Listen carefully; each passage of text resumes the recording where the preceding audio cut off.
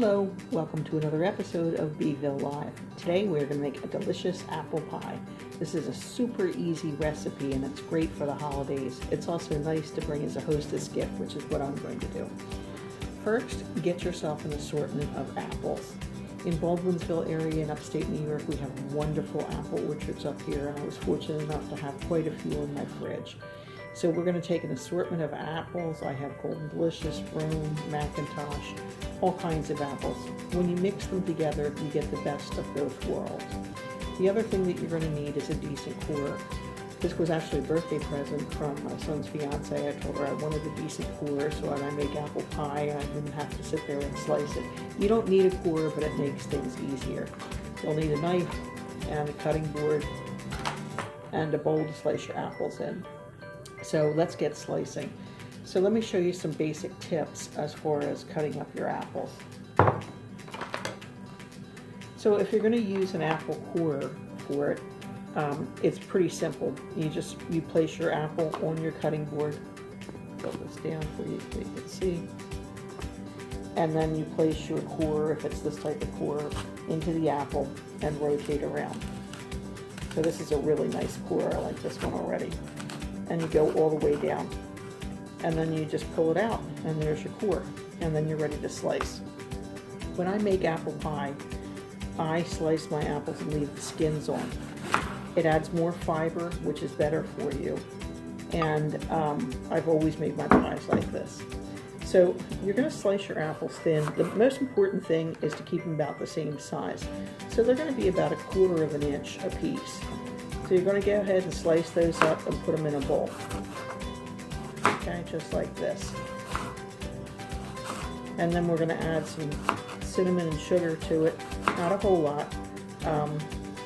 I don't add butter to my pies because the crust has a lot of butter shortening, and we're going to make it easy today by using a pre-made store-bought pie, which will save you time around the holidays. So you're going to slice them up and fill up the bowl. And I'm going to do that now, and then I'll show you what we do next. Okay, I have my apples sliced, and I added a teaspoon of lemon juice to keep them from browning. As you can see, if you don't put the lemon juice on, you can also use orange juice. They will start to turn brown. And the reason that I'm showing you the cores is because a lot of people don't know what to do with the cores. So if you have a mulch pile for your garden for next year, you can put them outside, you can feed them to the birds, hang them from the trees, all those are fine. Or what I like to do this time of year is I put them in a pot with some cinnamon and spice and boil it, and it makes the house smell wonderful. So that's an idea for your cores. Or you can just put them in the garbage. Okay, so we have our bowl of sliced apples, and that core that I was using, thank you, Tiffany, that was a wonderful gift. That made speedy time of slicing up apples. So also to save time, because we're getting down to the wire and close to the holidays, I have 2 prepared pie crusts that I bought. Now you can roll out a pie crust for this recipe, but I'm in a hurry today, so I'm going to use a prepared one. So you're going to use not much sugar, about 1/4 cup. So that's what I have left in my sugar bowl. So I'm going to, my sugar jar, I'm just going to put that in there. And then you're going to use about 1/2 teaspoon of cinnamon. Some people like a lot. I don't like too much because I don't want to overpower it. I like the natural apple flavor to come through. And that's pretty much it. I mean, you can add nutmeg, cloves, whatever you want. Some people add raisins. I'm not a big fan of apple pie raisins, but some people are. But it's up to you, whatever your family likes. And then you're just going to give that a mix. You don't have to add lemon juice if you don't have it. Because I was shooting a video today, I did add the lemon juice. A lot of times I don't even bother with my crisp because I get it in the oven so fast that it never turns brown. You just give that a quick turn. Okay, it smells wonderful, the apples. And the apples are nice and sweet. It's really nice getting things fresh from the farm. Makes a big difference if you don't have storage things. All right, so I've stirred up my apples. They're ready to go. Next, you're going to get a pie plate, and with these pie crust shells that are already made, you can use an 8, 9, or 10 inch, and I'll show you what you do with the crust to make it look pretty.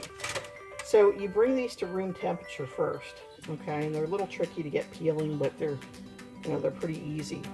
You can also get the ones in the metal pan, but I like, if I'm bringing it to somebody's house, I like to bring it in a glass Pyrex plate. That way, you know, it looks a little bit more homemade. Okay, and then you're just going to pull this around, place it into the pie. Now this is, I think, is a 10-inch pie plate, so a 9-inch might be better if you want to have the crust overlapping, but I'm not going to worry about that because I'm going to show you what to do. So you just put the pie crust in, and then load your apples on. So I used about 6 to 8 apples, depends on the size. I usually just fill up this bowl when I make it, so I know I have enough.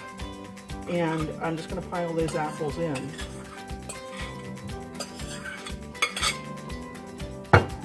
And it always looks nice to have a nice mound in the center of an apple pie. Now that is going to come down some. I don't add water or anything else to it because the natural juices are going to cook that down. So that's what it looks like. And then I'm going to add my top layer. And like I said, this is super easy. There's really no reason for you not to make a homemade pie anymore, especially if you're using pie crust. And it tastes so much better than a, you know, store-bought grocery store pie. So you're going to roll out that top layer, and since it's kind of curling down naturally, I'm going to put that that downside down like that. Okay, and then you can just what I like to do is I kind of like to flute my edges, and I'll show you what that is. You take your 2 fingers and you pinch it together so it looks like this, and it comes up with a fluted design. So I'm going to do that real quick. It kind of adheres it to the bottom. Some people use a fork and they press it onto the edge of the plate. I personally prefer this. I think it looks better. The fork ones kind of look like it's a store-bought. Even though we're cheating a little bit with the crust here, it still looks pretty. And if you have a shorter pan, like a smaller pan, like an 8-inch, you can cut off the trim. You can put a design on the top. I used to like to cut out when I make them from scratch, and I'll do that one day for the show you how to make a pie crust. I would actually cut out a little pie-shaped leaf. So you flute the edges like that, which looks very nice. And then you take a knife, and I always make a cross in the top.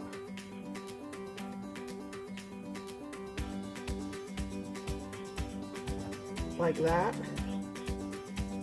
And then I make a smaller slit in between the cross. And that's just venting so that the air can escape, the steam, okay?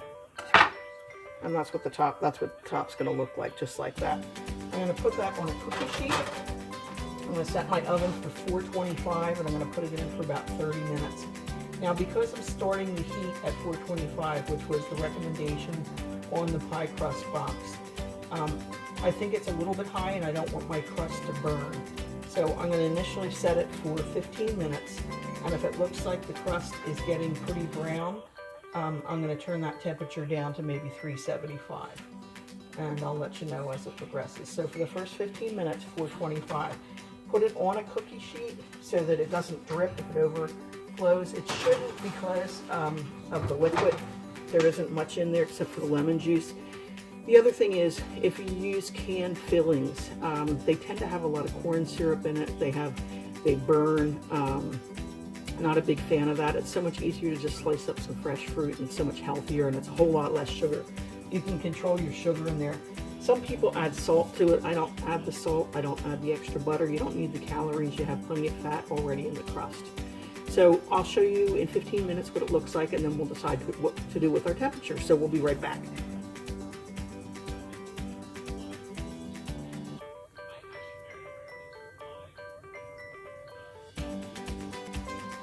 Okay, there you have it. So 425 for the first 15 minutes, and then turn it down to 375 for 30 minutes, and that is perfectly done.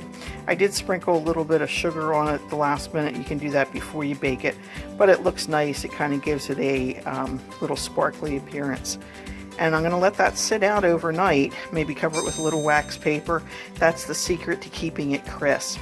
If you find that your apple pie is too runny, you can add a tablespoon of flour to the apples before you bake it. I think these apples that I had were fine, but if you find that you have a lot of juice after you add your sugar, feel free to add a little bit of tapioca, cornstarch, or flour. Bon appetit, enjoy!